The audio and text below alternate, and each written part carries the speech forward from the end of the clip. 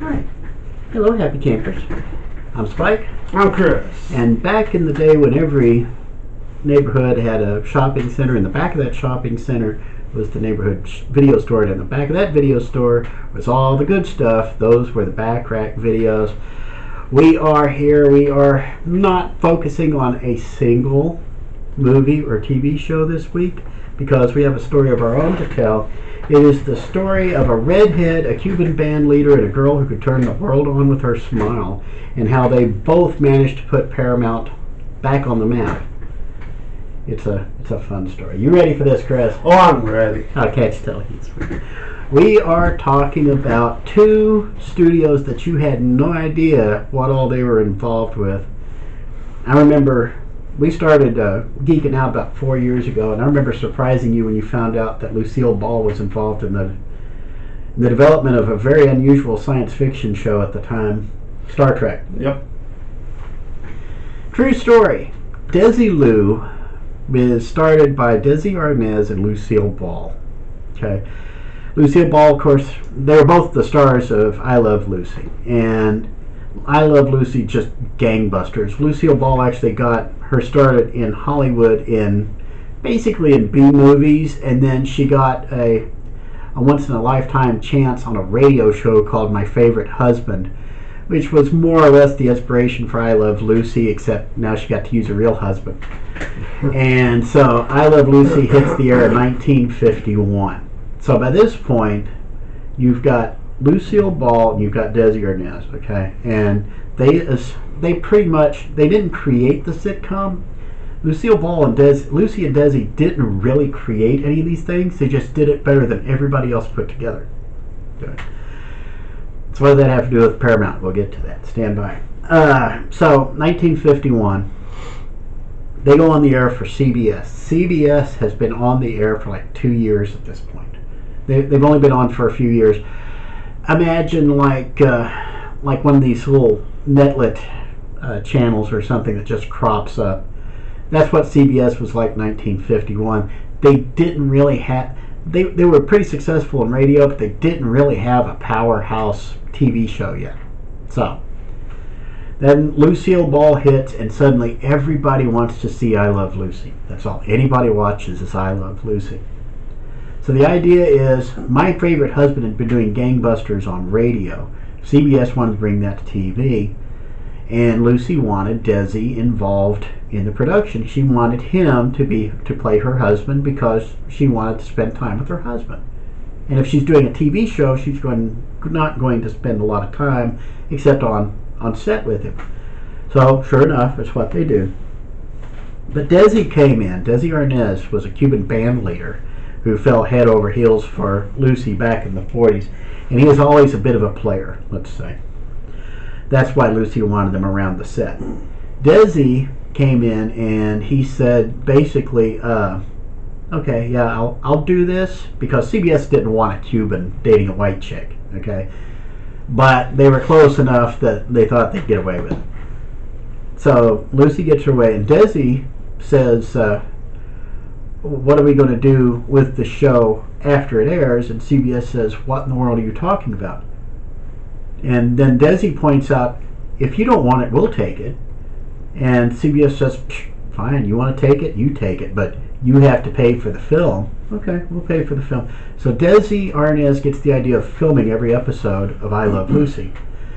Everybody else in Hollywood, everybody else in television at the time was either shooting live and immediately transmitting, or they were putting on what was called kinescope. Kinescope, basically think of the little wax cylinders they used on the very first Victorollas way back in the 20th century. Basically it was a video version of that. So it was not very good. It didn't give very good quality. It didn't hold up very well, and if you played it more than a few times, it fell apart. But Desi had the idea of filming. And in order to film it, he started something called the Desilu production studio. Okay. Basically, Lucy and Desi used the money CBS paid them for season 1 to build Desilu Studios. Okay. Desilu Studios would become one of the biggest television studios in the industry. Okay. Let me read you a few of these shows that were filmed at Desilu. Jack Benny was filmed at Desilu. The Danny Thomas Show, Make Room for Daddy. Let's see. The Real McCoys, The Andy Griffith Show, My Three Sons, The Dick Van Dyke Show, My Favorite Martian, Gomer Pyle, USMC, Hogan's Heroes, I Spy. All of these films got their start at Desilu Studios. Okay, nice. They filmed at the facility. Okay, not all of them were filmed by Desilu's production company, but they were filmed at Desilu's studio, the studio that Redhead and her Cuban bandleader built. But let me read you what Lucy and Desi actually did produce. These are the shows they brought to the screen, and not they didn't create these shows. They weren't executive producers or anything like that. They paid for the production studio, so they were paying people to produce for them. They were encouraging storytelling. We just talked about that on Geekin' Out. They were encouraging storytelling. Here's some of the ones they did. Desilu produced I Love Lucy, of course. The Adventures of Jim Bowie. Let's see. The Untouchables, that was Desilu. The Lucy Show, of course. Star Trek, Mission Impossible, Mannix. I was going to say, it was like Mission Impossible? Mission Impossible was one that was started as Desilu. It ran for 2 years. A company called Gulf and Western then bought Desilu. Okay? And then, so Desilu stopped being an independent studio at that point. Gulf and Western also owned Paramount Pictures.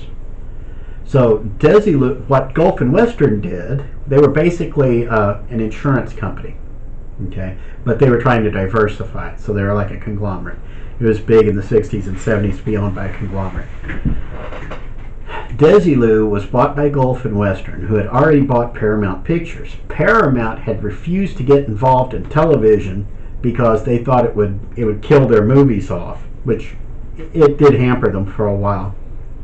Even though just about every other Hollywood studio did eventually go into television production, Paramount was the lone holdout.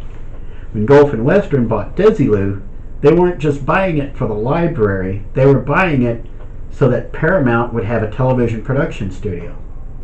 So if it wasn't for Desilu, there would be no Paramount Television.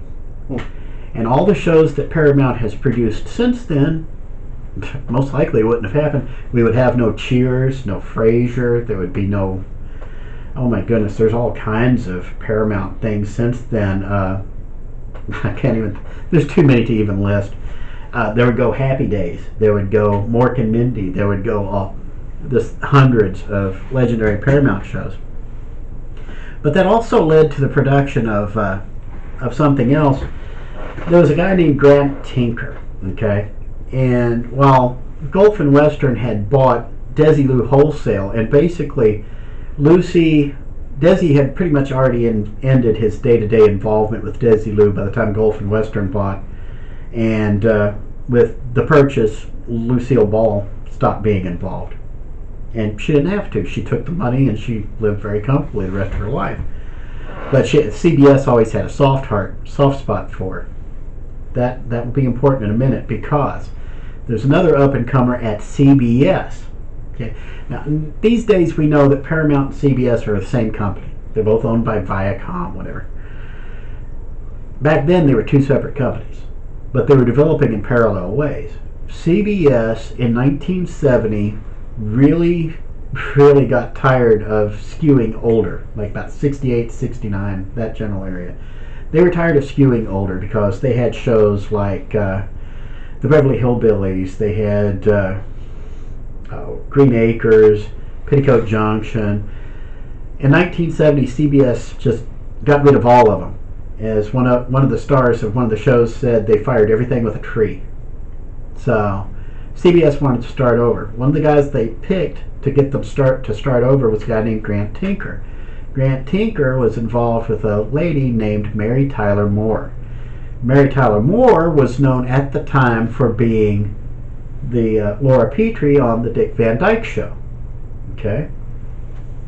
She marries Grant Tinker. Grant Tinker is already an idea guy. He's a producer. Okay? So he's coming up with these ideas. He develops a show. He helps encourage the development of a show for Mary Tyler Moore. and it becomes the Mary Tyler Moore Show. Basically, it gets people to stop thinking of her as Laura Petrie and start thinking of her as Mary Richards. The success, Mary Tyler Moore, it takes off, just explodes, just like I Love Lucy did 2 decades before. And the Mary Tyler Moore Show makes so much profit, it starts developing MTM into its own brand. And now here's some of the things that Mary Tyler Moore and Grant Tinker wound up developing. They wound up splitting sometime later, and Mary wound up the studio, I think, in '81 because Grant Tinker took over NBC, and Grant Tinker said he always regretted that because MTM had the strongest storytellers in the industry. Let me explain some of the Mary Tyler Moore shows, Mary Tyler Moore Enterprises productions. Okay, so there's Mary Tyler Moore, right? The Bob Newhart Show, the one that was based in Chicago. Let's see. Just running down through here.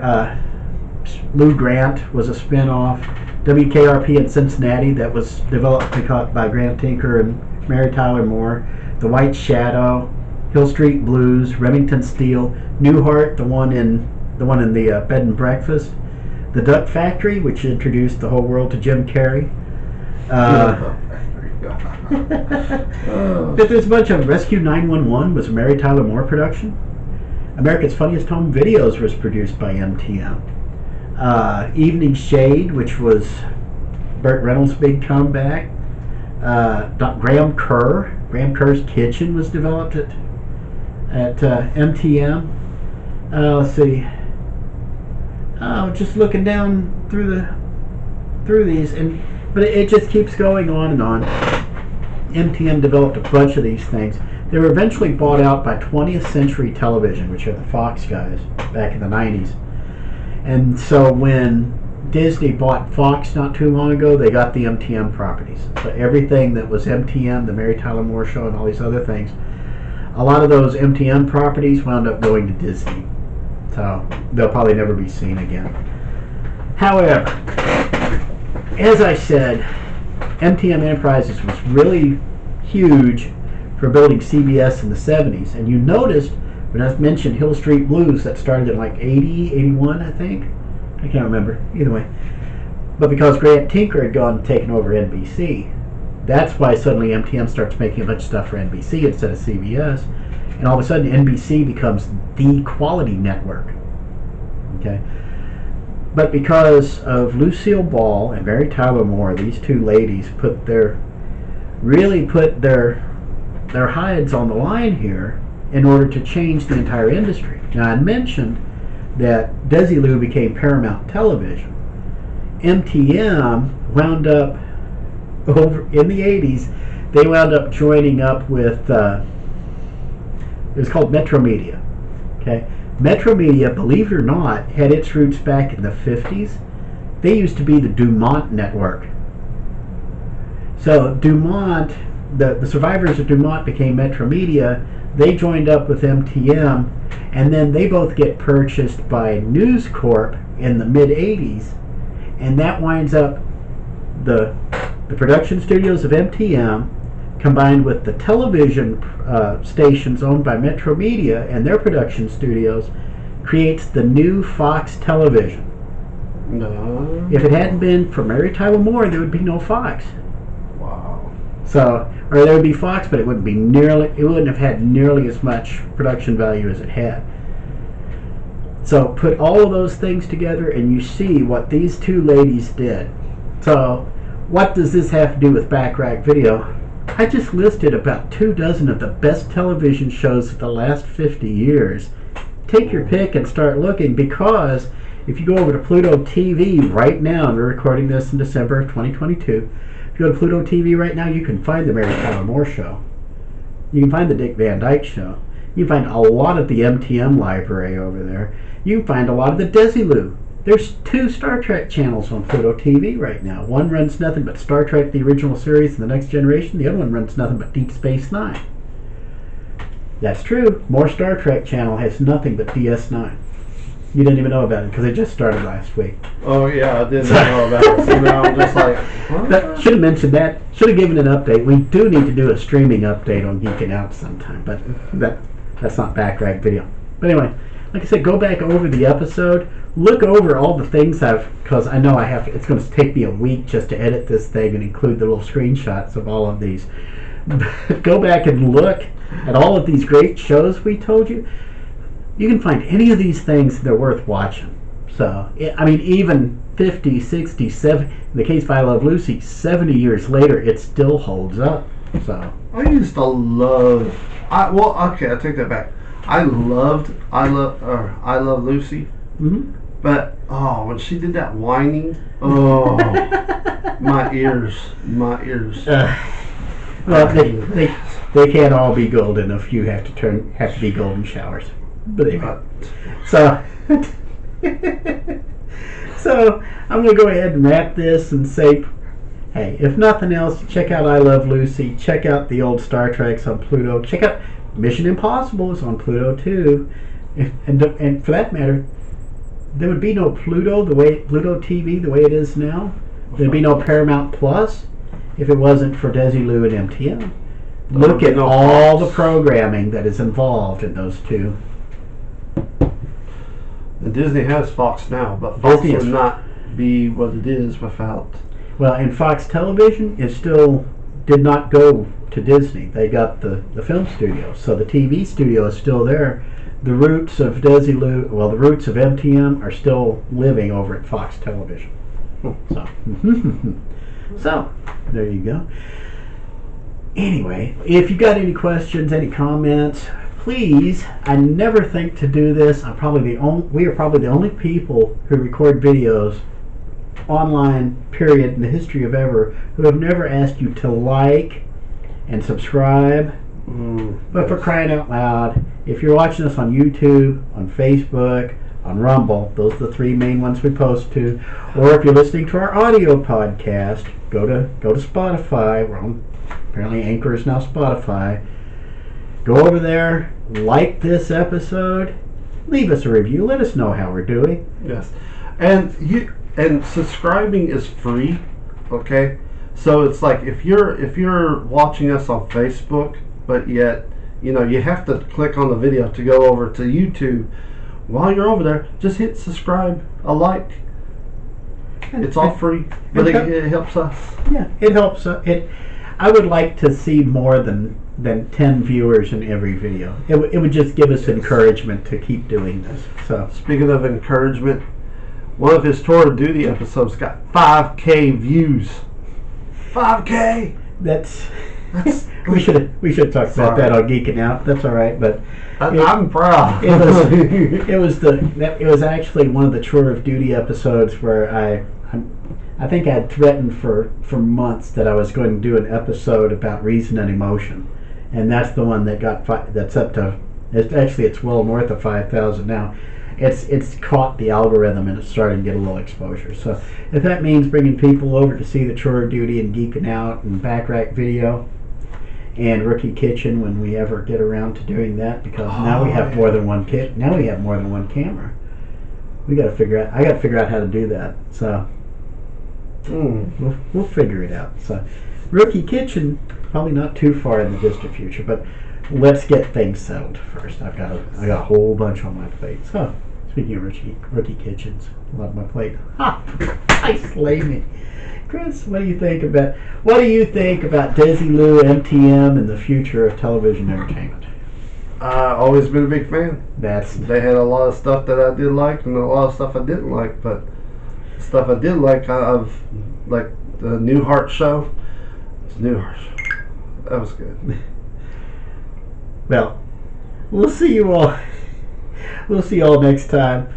I'm Spike. I'm Chris. And we'll see you in the back racks. Ta, y'all. Bye.